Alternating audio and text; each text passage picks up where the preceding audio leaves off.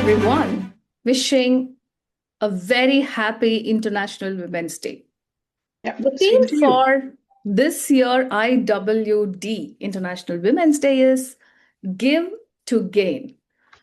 So, as I reflect on my own journey as a doctoral researcher currently, an author, public speaker, radio jockey, dancer, HR leader, a mother, a small town girl, I realize how much I have gained.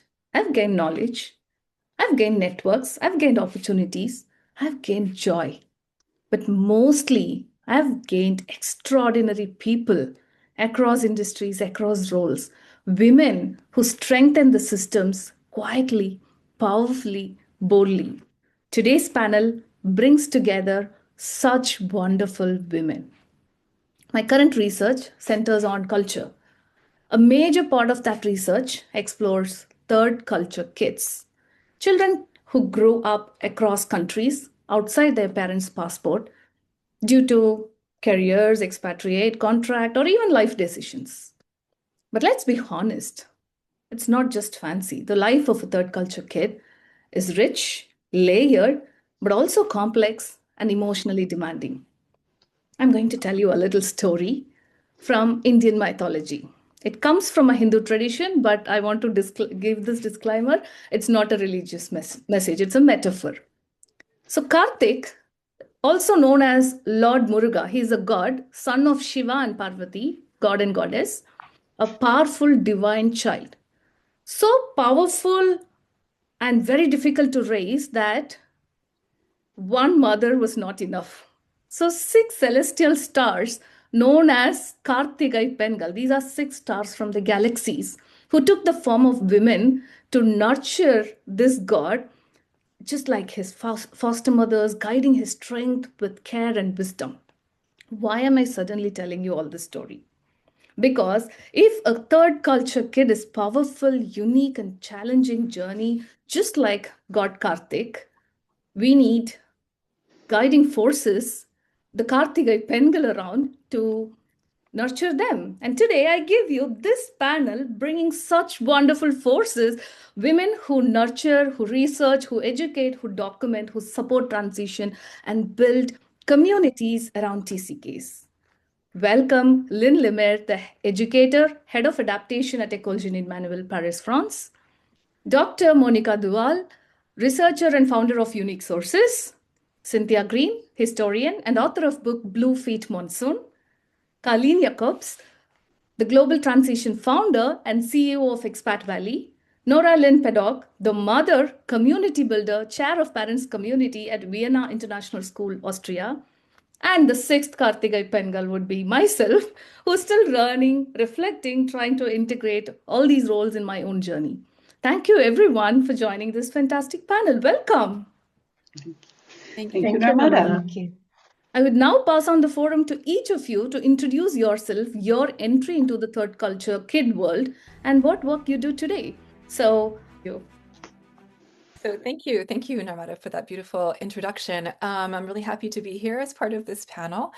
So I grew up, I would say, as a cross-cultural child. My mother is from the Philippines. My father is American of European descent, so sort of English, Scottish, Irish.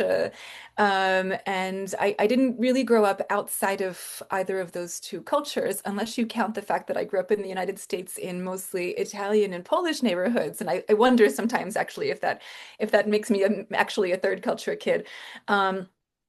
And then I married a Frenchman and I had my children. So my children have been growing up between New York, Philadelphia, and Paris. We've been back and forth across the Atlantic. They were born in Brooklyn. We went to Paris. We went back to Philadelphia and came back to Paris.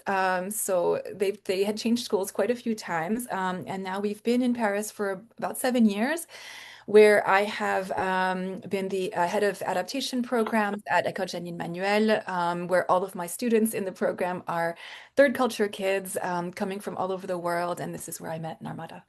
Thank you for inviting me to join this panel. That I'm really happy to be here. My TCK journey started when I was very small. My father was a business expatriate, and so the family followed him for his work. So I went to an English and Spanish bilingual primary school in Colombia, and then I finished my early schooling at an international school in Singapore, mostly American system. So afterwards, I went to the US and for university and graduate school where I studied history. But then I started my own expatriate journey, working in Japan and the Netherlands, for example, and other places. But for me, this fact of growing up between languages and cultures, and also the temporary nature, because there were oftentimes you would move, or you were supposed to move and then you didn't move. So all of this also plays a role, and I think it has changed how I see the world, how I see myself. And what I do, I research and I write about cross-cultural, intercultural relations, and about TCKs, nonfiction as well as fiction. My book Blue Feet Monsoon that Narmada mentioned is a fictional book, looking at how people of different generations are growing up in this way. And I also advise intercultural associations and companies on helping their expat members and their families going and returning. Okay. I think my journey started even earlier than Cynthia's, being transported in the belly of my mother from Indonesia to the Netherlands, and where my parents got the choice to be sent out by a mission again. My father was a missionary doctor, and then they had the choice Pakistan or Canada. Well, knowing my parents, that turned out to be Pakistan. So that's the first 6.5 years of my life. And I think that has had a big influence on the rest of my life, in how, growing up between cultures, having another temperature around you, food, ways people behave, values, whatnot.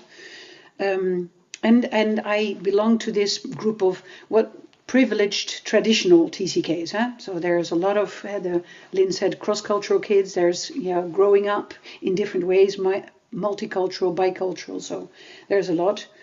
So that's influencing my life. What I do now, what I've been doing for the past 30 plus years, is work in organizational dynamics with my own company, Unique Sources.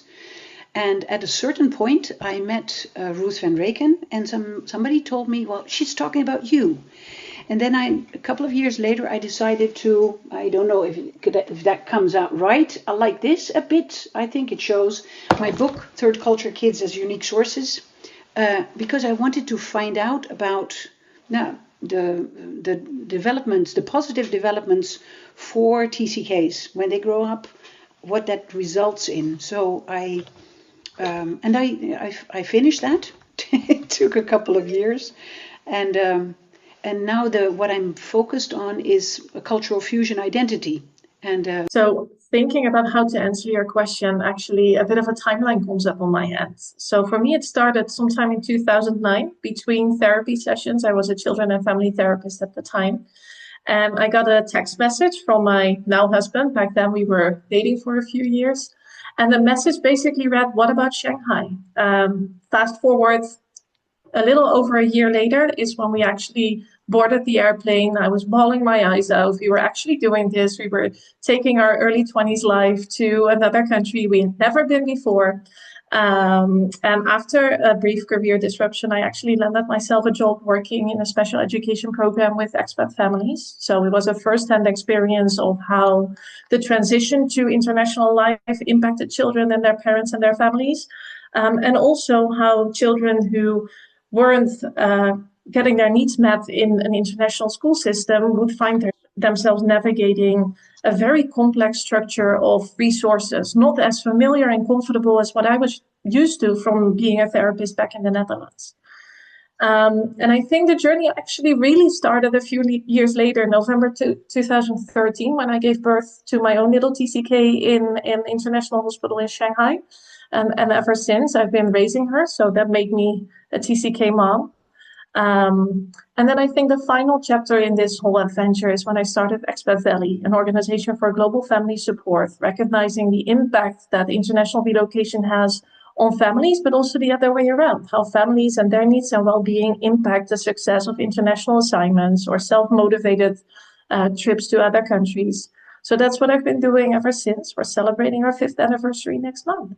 So I was born and raised primarily in Canada, although I did spend a year as a child in the US while my dad did graduate studies, but I don't self-identify as a third culture kid. That's a whole other question and story. But then I've traveled extensively throughout the world since then. And my professional background is in public policy and in social work.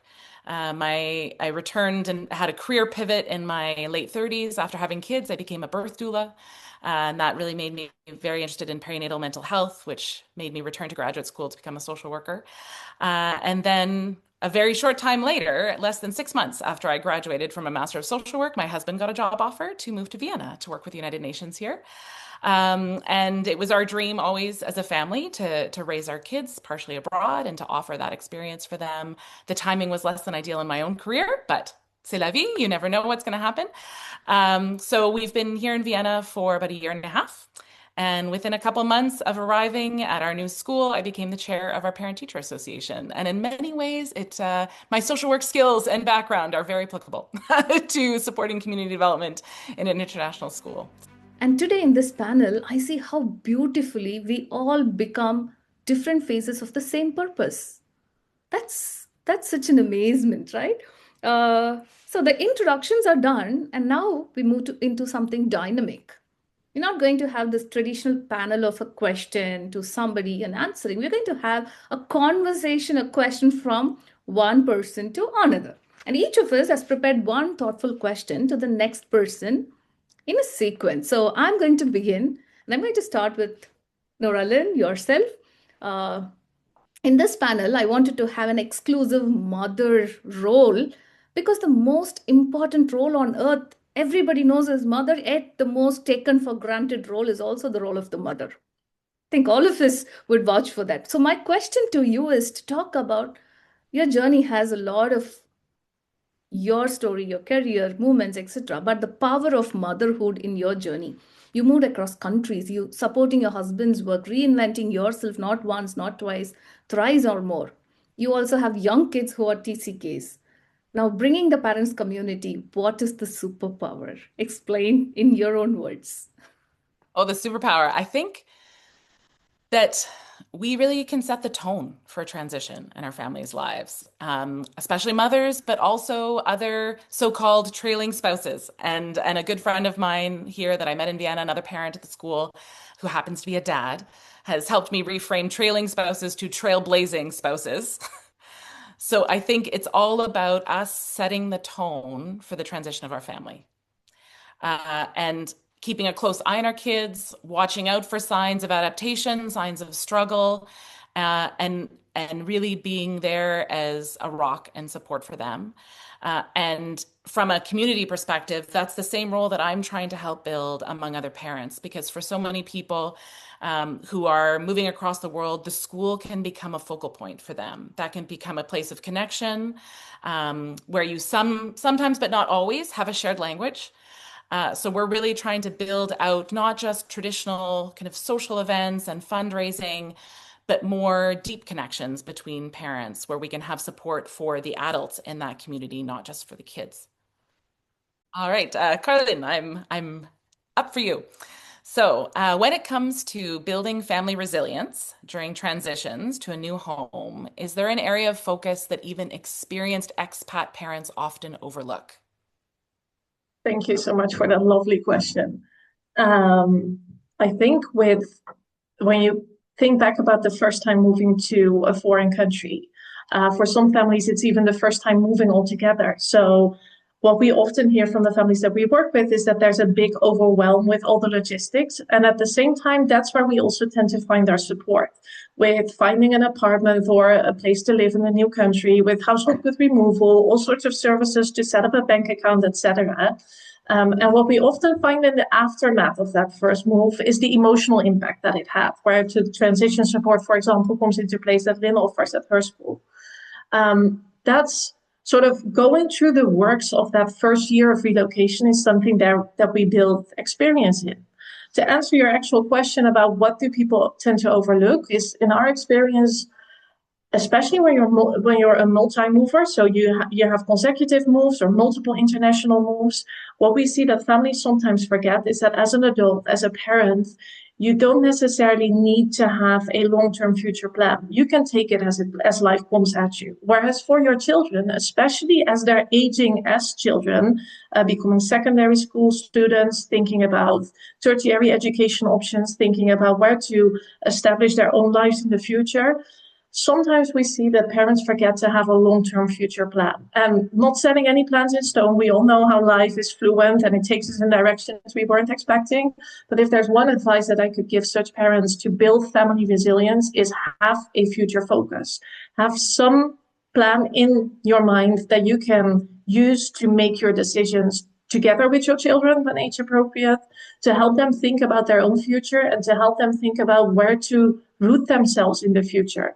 And that could be a family vacation home where you find yourselves once a year. It could be a routine, a tradition, but have something in place that helps your children find that connection and keep their roots even when there's no physical location where all of you are attached to. I love that question. Thank you so much for asking me. It really got me thinking. Monica, over to you, if that's okay.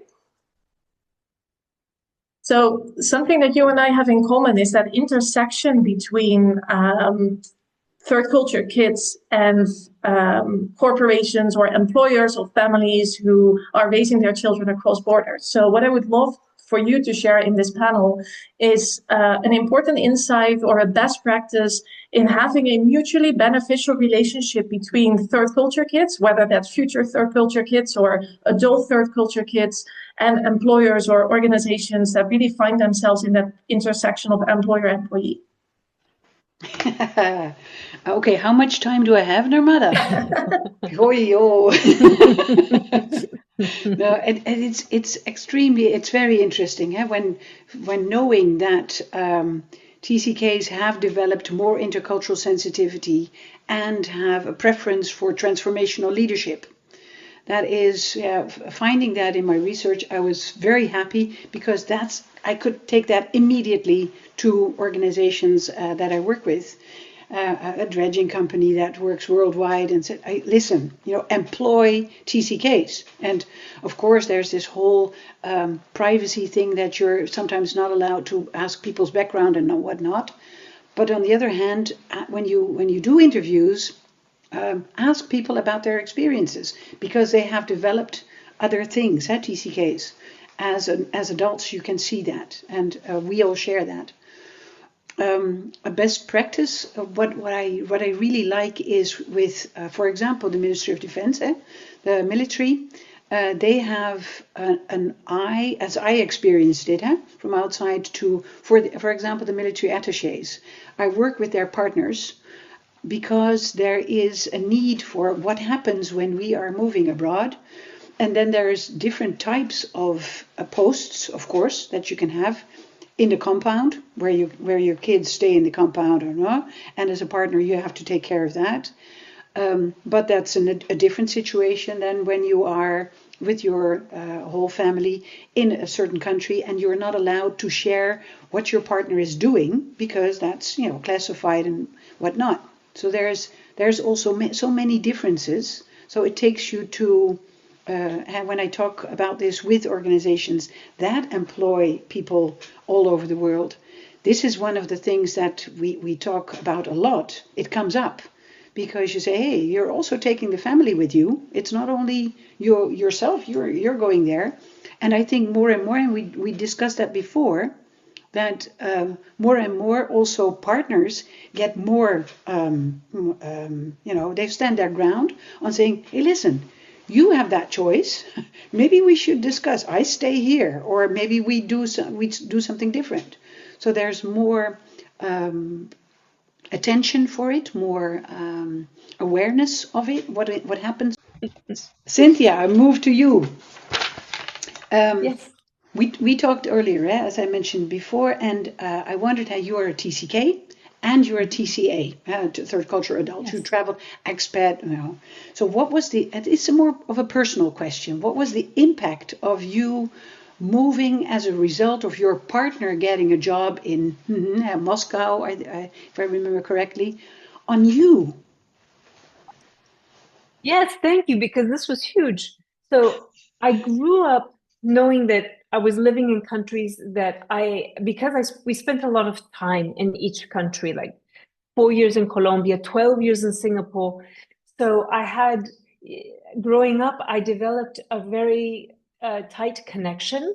And this was part of my identity also. But then there was also this clock that one day I'll have to leave because I'll reach 18 or my father, won't have his working visa anymore. And then when I started working myself, it was my job and I got my working visa, right? For Japan, I got my working visa for the Netherlands. And then everywhere I went, I stayed several years. And then all of a sudden, after 9 years in the Netherlands, I met my husband in the Netherlands. We got married. We had a child. We were really into staying in the Netherlands. And then he was offered a job in Moscow.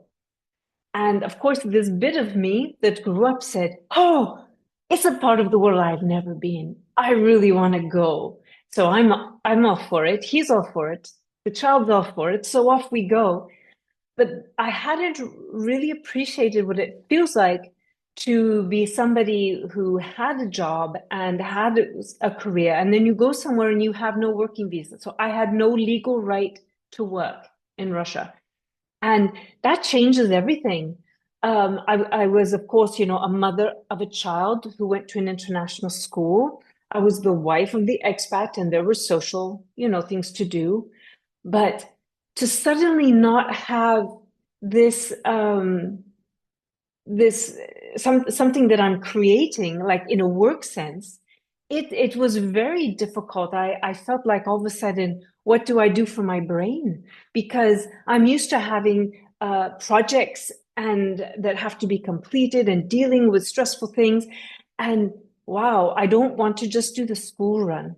So I started studying Russian language and going to like a sports club, but local one, not the expat one, but so I could, but then with the expat ladies, I started doing skiing. Like we did cross country skiing on the Moscow River. It was really like one of the best things in the winter. Yeah, it was great. So I tried to combine everything to feel all the different sides. But I think it gave me a real feeling for what the spouses who don't have working visas go through when they move, because I'd never experienced it myself before. So I touched on it a bit on the Bluefeet Monsoon. And now I have a question. I wrote it down for Lynn. In your opinion, as a translator and a director of of international school bilingual adaptation programs, what is an often overlooked detail that can hinder adaptation? Thank you, Cynthia, for that question. It's what's really great is that Caroline has already talked about some of the overlooked emotional aspects, about the fact that it's a whole family transition, and I just want to bring our attention maybe just to the specific school context, which is that often I speak with new parents and they tell me something like, it's going to be fine because my child is a perfectionist, and so they're going to want to do everything really well. And that to me is a really big red flag because, as we know, perfectionism is an epidemic in general. And perfectionism, when you're moving, is actually it makes things a little bit harder because we're really asking, our children to have a growth mindset about everything. That we're throwing them into a situation where everything is new.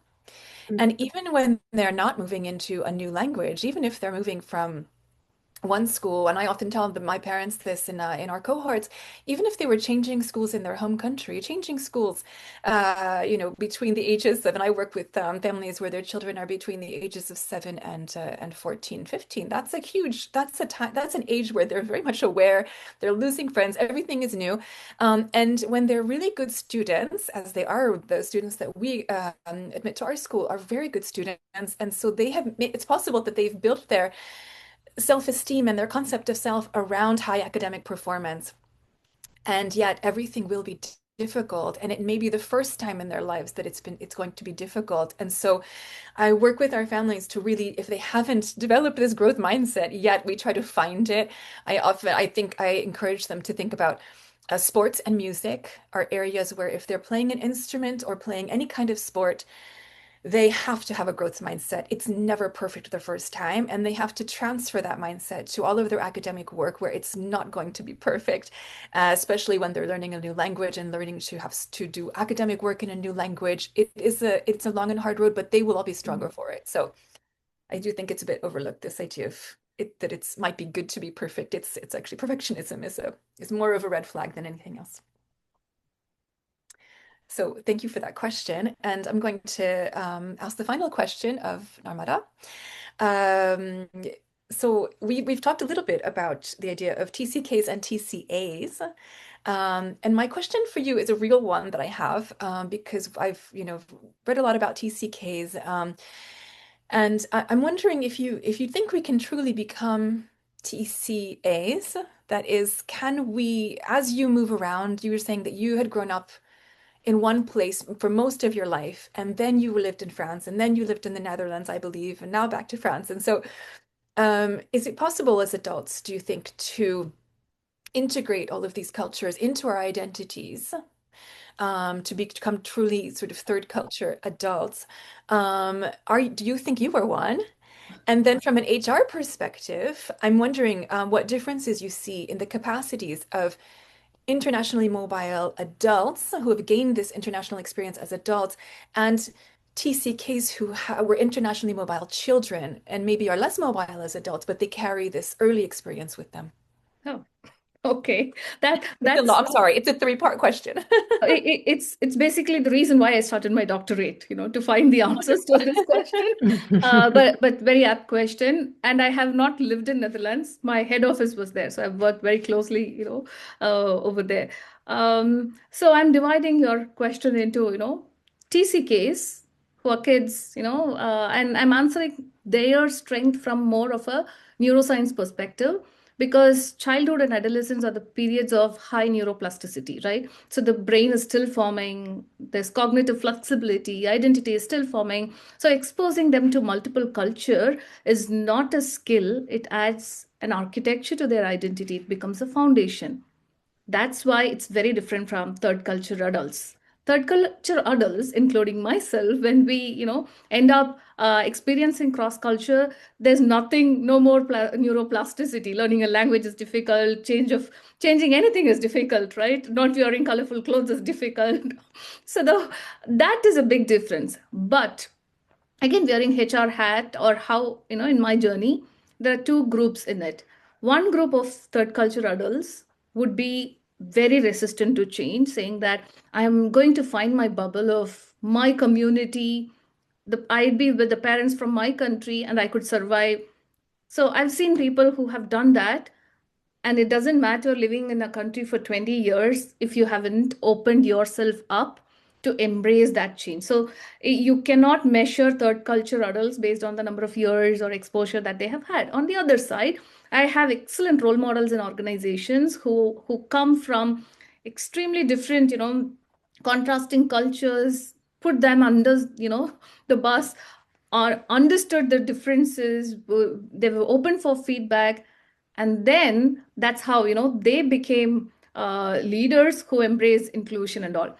But also the difference, the last question where you had difference between third culture adults and third culture kids. In third culture kids, when they are employees in organization, there's less drama. because they're really not going to make a big deal of a culture conflict or something, because that was part of life for them. So I have learned that superpower, it doesn't come. So when I see an employee who's going through that, I see that's hyped up too much, where a third culture kid is, that's so normal, let's sort this out. And yeah, the HR should watch out for this more and more, because today 8% of world population are third cultures, so which is getting more and more reason for all of our talks. And yeah, but that also brings us to the end of this relay round.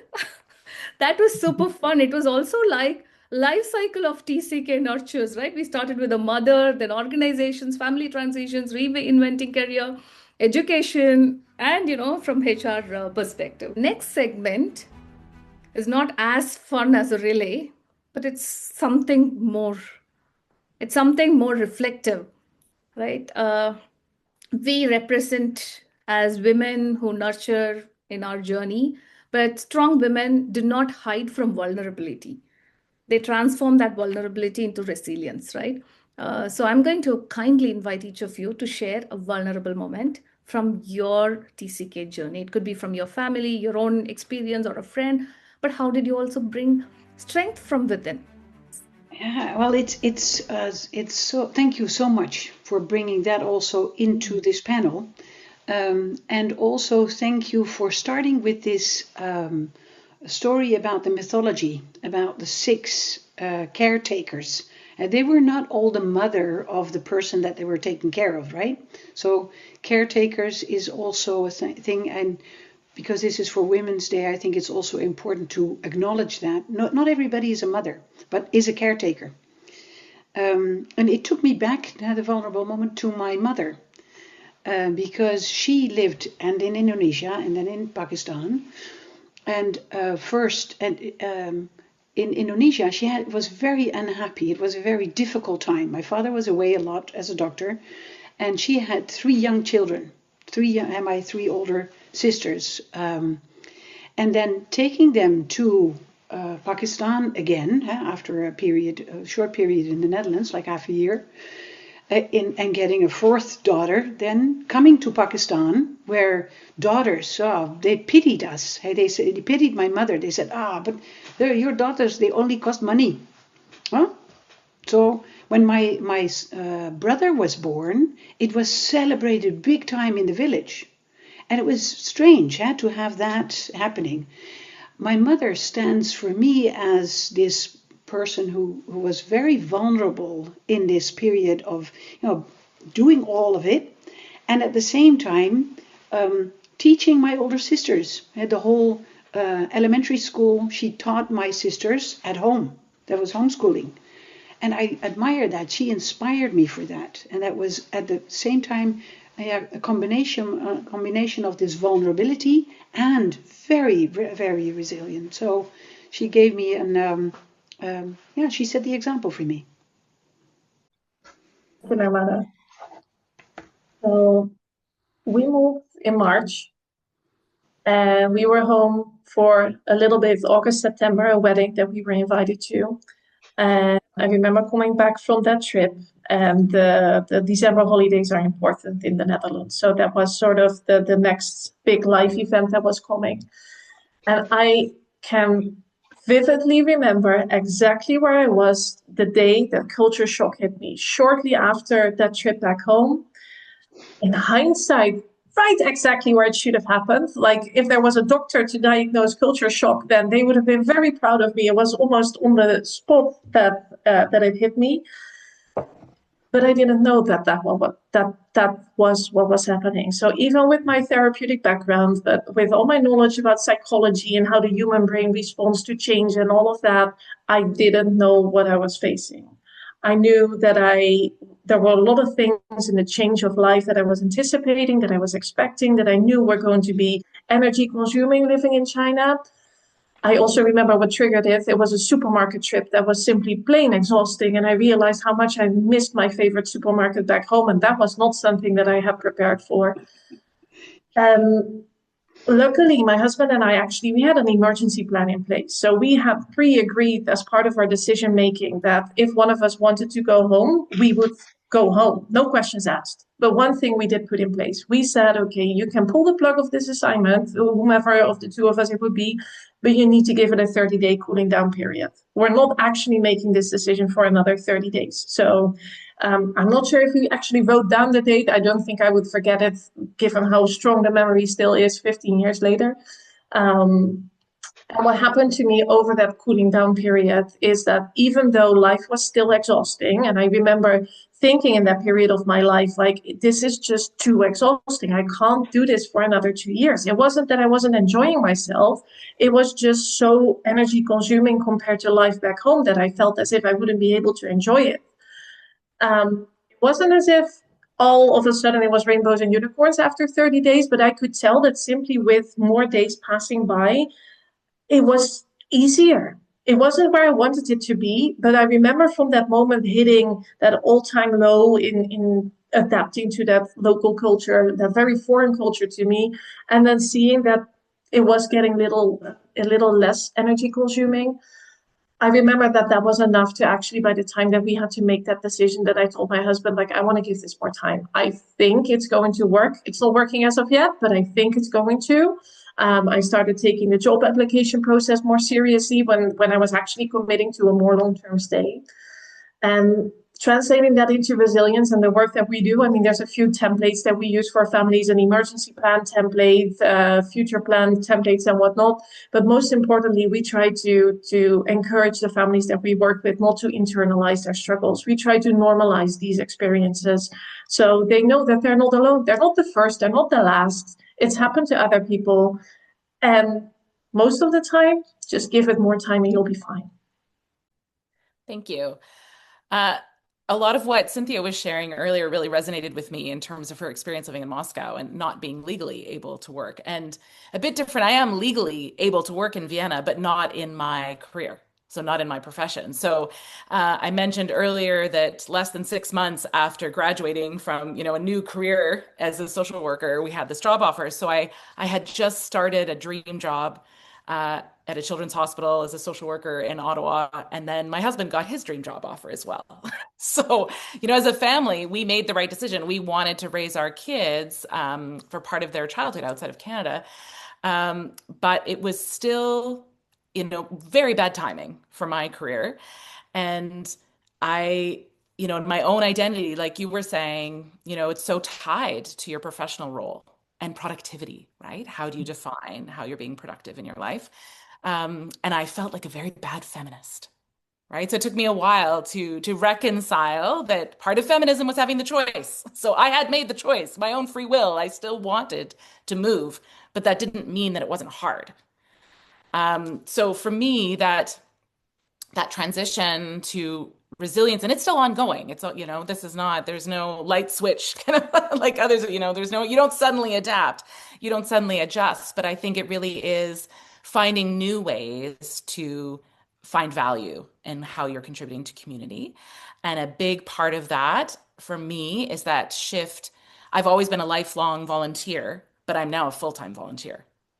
So that shift between paid and unpaid work, whether it's in the house or not in the house, believing that you are still contributing to your community and to your family and your household, whether that is generating income or not, I think has been a big part of what I'm still working through. And, what when I'm talking to other people who have recently made this move or other parents that are still going through this transition, it's really about finding connection as soon as possible. And especially as an extrovert, I need connection much more than some other people. But that, as soon as we moved, it's like, I need to find my friends. I need to find other people. And so for me, becoming chair of the PTA, there was no better way to immerse myself in the school community. I don't recommend everyone does that. But showing up at events, coming and meeting people. And even if you are less extroverted and it's hard to meet new people or you're shy, it's like trying to push yourself and take risks to build a support system for yourself, because we cannot support our kids if we are struggling ourselves. So at the end of the day, you need to be able to support yourself, support your spouse, support your children, So I think really not underestimate how much transition we are also undergoing as parents. It's so easy to put too much focus on our kids. But it's kind of like that saying, in the case of an emergency in an airplane, you need to put the oxygen mask on yourself. And it's hard to do that sometimes, but we do need to care for our own needs as well and recognize that that transition is happening to us at the same time as our kids. And actually not at the same time, at different periods. Coming back to that culture shock transition, right? It's very rare that all of us in a family unit are going through the ups and downs at the same time. Hopefully we're not all down at the same time, but helping each other and really being open and communicative as a family. For me, it's a recurring vulnerability that even though I'm very accustomed now at my life to moving from, one country to another country, even though no matter how many times I do it, there's a moment where I feel very vulnerable. It's often when I've arrived in the new place, because you have to sort of make a disconnect between the person you were and the person that you're now going to be.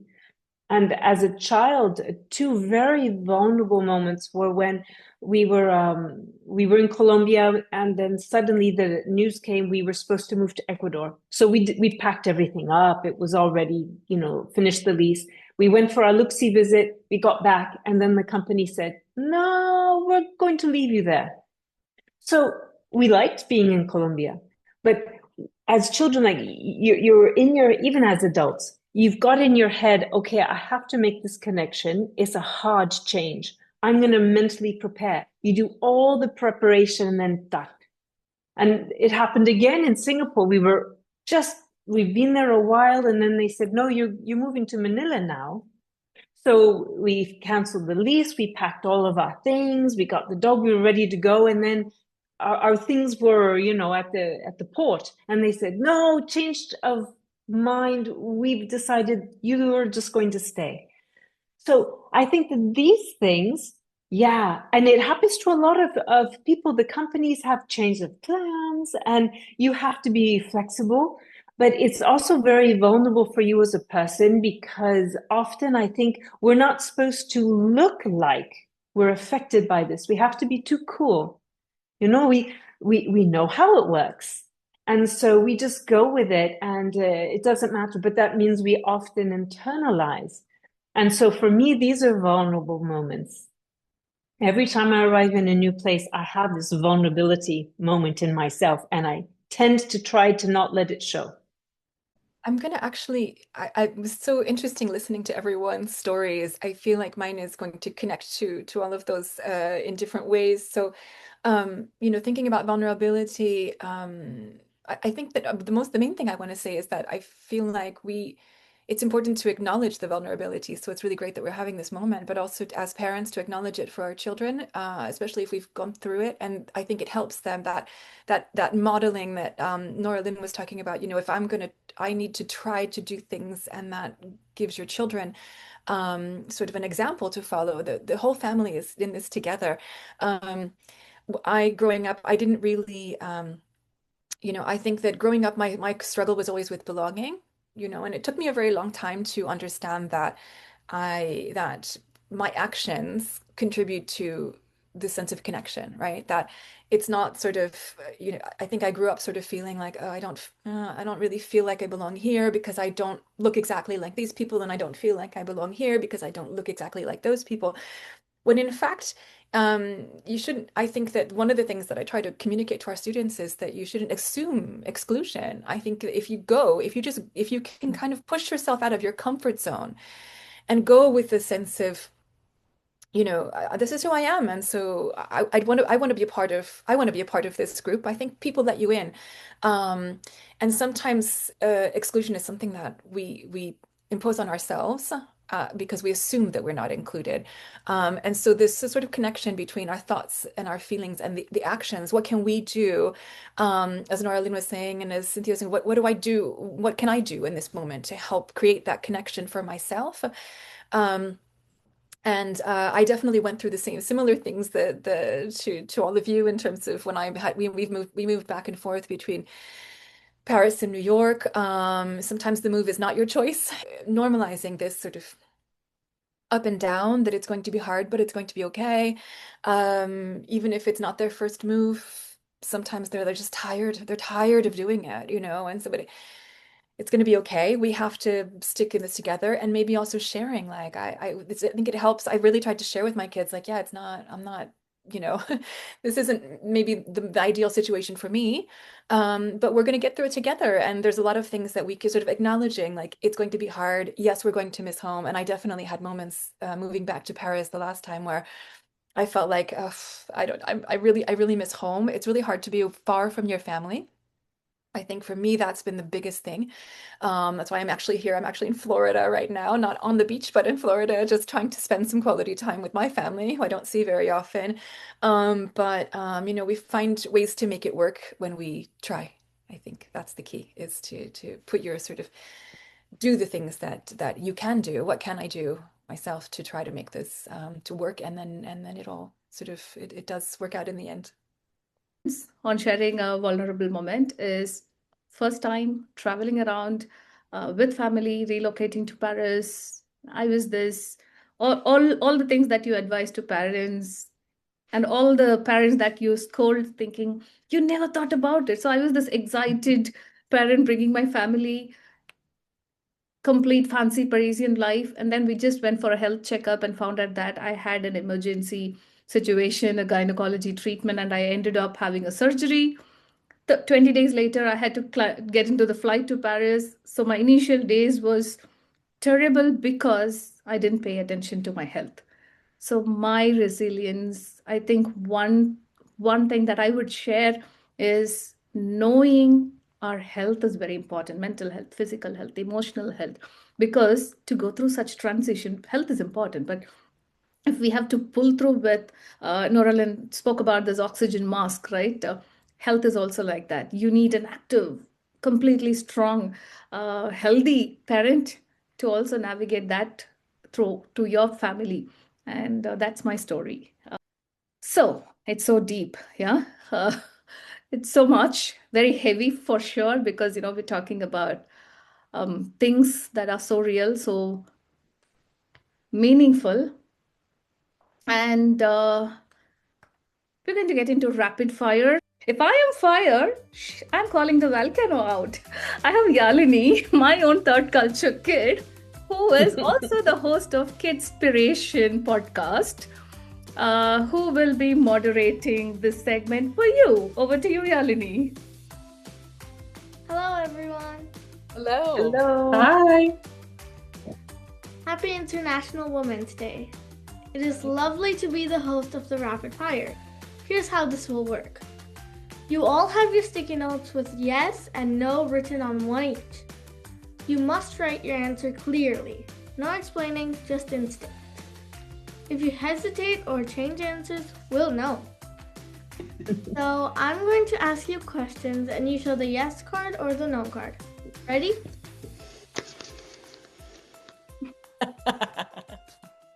Start. Have you ever pretended you understood a cultural rule when you didn't? Oh, yes. Okay. Have you ever owned more adapters than shoes?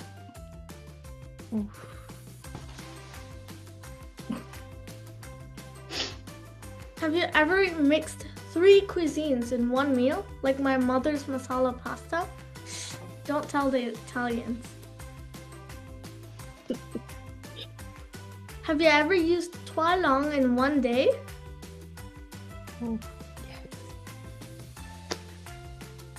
Have you been in an organization where you felt it was not integrated with local culture?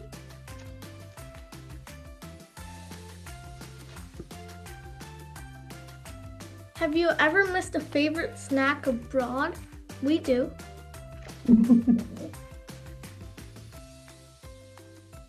Have you ever mixed accent mid-sentence?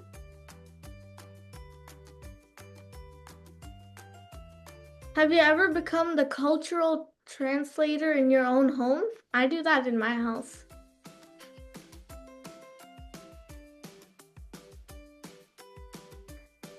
Do you still struggle with the question, where are you from?